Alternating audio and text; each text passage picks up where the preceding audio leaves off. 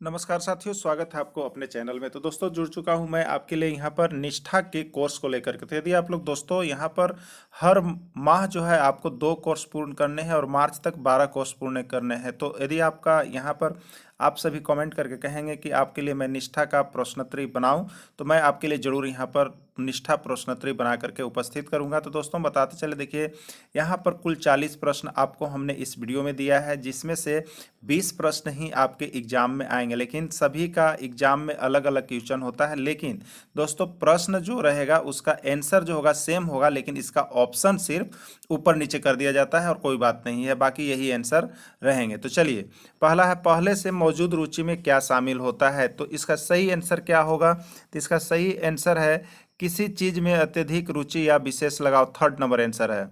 अगला है सीखने सिखाने की प्रक्रिया का केंद्र कौन होता है? स्कूल, शिक्षक, बच्चे या साथी समूह। तो इसका केंद्र होता है बच्चे। दोस्तों यहाँ पर देखिए, आपके एग्जाम में सिर्फ जो है प्रश्न 100% वही रहेंगे, आंसर भी वही रहेगा, लेकिन ऑप्शन सिर्फ ऊपर नीचे रहेगा। इसलिए आप इसी तरह से प्रश्न को लिख के सभी ऑप्शन मारते रहिएगा। सामूहिक पसंद का क्या अर्थ है? सामूहिक पसंद का क्या अर्थ है?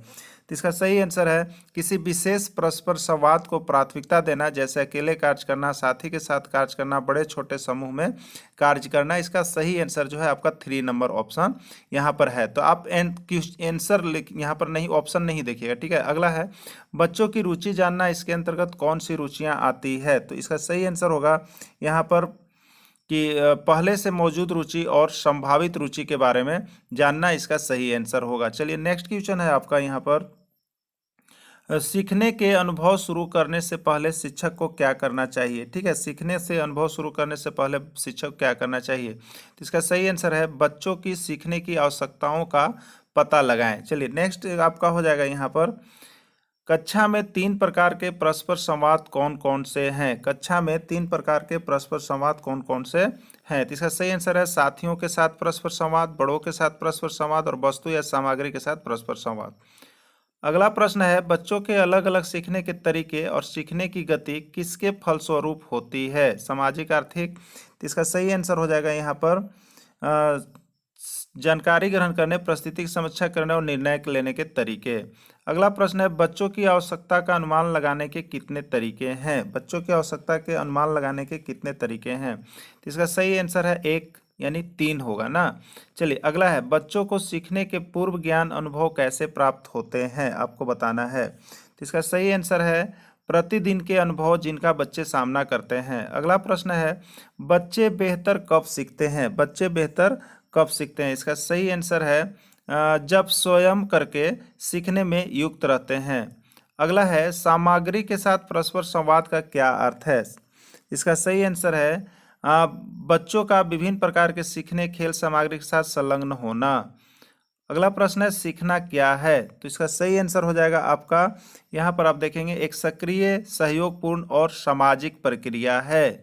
अगला प्रश्न है आपका बच्चों के सीखने में शिक्षक की क्या भूमिका होनी चाहिए? तो इसका सही आंसर है सहायक बनना। अगला, अधिकतर बच्चों के सीखने की पसंद को क्या प्रभावित करता है? तो इसका सही आंसर हो जाएगा मस्तिष्क का रुझान, जेंडर और निजी अनुभव। तो दोस्तों इस प्रकार से यहाँ पर आप प्रश्न के साथ सिर्फ आंसर लिख लीजिएगा, उसका ऑप्शन कहीं अलग अलग हो सकता है, ठीक ना। अगला देखिए, जानकारी प्राप्त करने के 4 साधन क्या हैं? सही आंसर इसका हो जाएगा दृश्य, श्रव्य, गति संवेदी और स्पर्श। ये 4 साधन हैं। अगला प्रश्न है गतिविधि रुचि क्षेत्र के सही उदाहरण क्या हैं? तो इसका सही आंसर जो है एक होगा कला, खोज, ब्लॉक और संगीत। अगला प्रश्न है कला के द्वारा सीखने के सही उदाहरण क्या हैं? इसका सही आंसर हो जाएगा आकार बनाना और गत्यात्मक पैटर्न की पहचान करना। अगला प्रश्न है बच्चे समग्र रूप से सीखने का क्या अर्थ है? इसका सही आंसर हो जाएगा बच्चे सभी प्रकार के स्रोतों से जानकारी ग्रहण करते हैं। अगला प्रश्न है चिंतनशील बनने से बच्चों को कैसे मदद मिलती है? इसका सही आंसर है नई परिस्थितियां और अनुभव के प्रबंधन के लिए पूर्व अनुभव का प्रयोग करके। अगला प्रश्न है संभावित रुचि में क्या शामिल है? इसका सही आंसर हो जाएगा किसी ऐसी चीज की रुचि जिसके बारे में बच्चा जानता नहीं है, जब जान जाए तो उसमें ही रुचि हो जाए। अगला प्रश्न है खोजबीन क्षेत्र के लिए किस प्रकार की सामग्री की आवश्यकता होती है? सही आंसर है मैग्नीफाइड ग्लास, आवर्धक लेंस और चुंबक। अगला प्रश्न है, जो बच्चे बहुत प्रश्न पूछते हैं वे कैसे हो सकते हैं? इसका सही आंसर है जिज्ञासु। वैसे बच्चों को जिज्ञासु कहते हैं। बच्चों की सुरक्षा सुनिश्चित करने के लिए गतिविधि रुचि क्षेत्र की मुख्य विशेषता क्या है? सही आंसर है कक्षा में हर तरफ से पहुंच में हो। बच्चों की आवश्यकता का अनुमान लगाने का 3 तरीके के नाम क्या हैं? तो इसका सही आंसर हो जाएगा बच्चों की रुचि जानना, पसंद जानना और सीखने की शैली को जानना। अगला प्रश्न है, सक्रिय और स्वायत्तशासी ऑटोनॉमी छात्र बनने के लिए बच्चों को क्या करना चाहिए? सही आंसर हो जाएगा जिज्ञासु, पहल करने वाले, आत्मविश्वासी, खोजी प्रवृत्ति के और चिंतनशील बनकर के। अगला प्रश्न है, बड़ों के साथ परस्पर संवाद का क्या अर्थ है? इसका सही आंसर हो जाएगा अभिभावक और शिक्षक स्वयं बच्चों के साथ मिलकर सीखने की। सबसे अधिक सीखना कब होता है? सही आंसर इसका हो जाएगा आपका जब सीखने की सभी इंद्रियों का उपयोग या भागीदारी हो। तो देखिए दोस्तों, यहाँ पर प्रश्न के साथ सिर्फ आप आंसर लिखिएगा, ऑप्शन अलग अलग हो सकते हैं, मैं बार बार इस बात को कह रहा हूँ। अगला है यहाँ पर प्रश्न, सीखने के तरीके जानना से हम क्या समझते हैं? तो इसका सही आंसर है निजी पसंद, यानी निजी पसंद जो होता है वो सीखने का अपना तरीका होता है। चलिए अगला प्रश्न आपका हो जाएगा, कक्षा में कितने प्रकार के परस्पर संवाद होते हैं? तो इसका सही आंसर हो जाएगा कक्षा में जो संवाद किए जाते हैं परस्पर संवाद, वो आपका जो होता है वो 3 प्रकार का होता है। तो सिर्फ आप क्वेश्चन के साथ उसका आंसर लिखेंगे, ऑप्शन नहीं लिखेंगे, ठीक ना। अगला है, सृजनात्मक बुद्धि का अर्थ है। सृजनात्मक बुद्धि का क्या अर्थ है? इसका सही होगा सेकेंड नंबर है यहाँ पर कि आंसर सिर्फ लिखेगा नवीन और अनापेक्षित तरीके से विचारों और समस्याओं को संबंधित करना। अगला प्रश्न हो जाएगा यहाँ पर, NCF 2005 का पूर्ण रूप क्या है? तो देखिए इसका सही आंसर है नेशनल करिकुलम फ्रेमवर्क 2005। देखिए दोस्तों, यहाँ पर मेन बात है कि देखिए अभी नेशनल करिकुलम फ्रेमवर्क 1 में आया है, आपका कभी 3 में आएगा, कभी 4 में आएगा, तो सिर्फ आंसर लिखिएगा ना।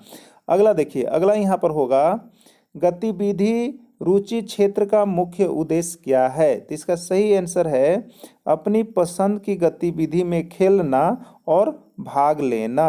अगला प्रश्न हो जाएगा, पहले से मौजूद रुचि में क्या शामिल होता है? तो इसका आंसर हो जाएगा किसी चीज में अत्यधिक रुचि या विशेष लगाव। सिर्फ आप क्या करेंगे, प्रश्न के साथ आंसर लिखेंगे, क्योंकि आंसर आपका कभी ए में हो सकता है, बी में हो सकता है, सी में हो सकता है, लेकिन आंसर होगा वही, ठीक है। अगला प्रश्न देखिएगा, बच्चों के वर्तमान स्कूल कार्य और भविष्य के शैक्षणिक या आजीविका के स्तर और सहसंबंध कब देखा जाता है? तो इसका सही आंसर आपका हो जाएगा तो 1, यानी जब बच्चे उस काम में शामिल होते हैं जिसमें उन्हें आनंद आता है, ठीक है।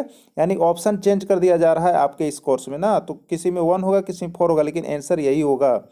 अगला होगा यहाँ पर, पांचों इंद्रियों का नाम क्या है आपको बताना है, ठीक है। तो इसका सही आंसर क्या होगा?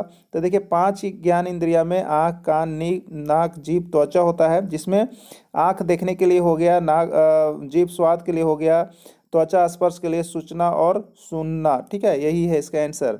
अगला है आपका, कर के सीखने का अनुभव का क्या अर्थ है? इसका सही आंसर है करके सीखना, यानी करके सीखना मतलब खुद करके सीखना, इसका आंसर है।